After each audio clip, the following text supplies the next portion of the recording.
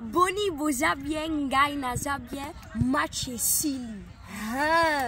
Na laksi bango lisusu, ke kozala Congolais eza eloko ya makasi. To gagner 7-1, bozo yoka bien, to gagner 7-1. Mwana na bino, ya binoko, a marqué 5 fois. 5 fois penza a marqué. Botindila kinga ba message. Chloé, tolingi ba video. Chloé, ba image eza wapi. Bosa ba Congolais ya solo. Atanga mokope. Nandima yo kaka soki na moni atamwa image ou atamwa video. Toza ndenge moko biso nyonso ka ba Congolais. Mais première mi-temps famille nanga azalaki te. Na marquaki penza 2 fois.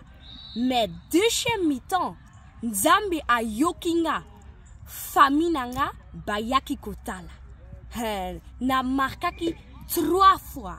3 fois penza basali bino pe ba image pona bodimanga. Pona bozaki koloba eyo Chloé te ba image wapi. Oh, bozaki kondimanga te siko ba image bondimanga.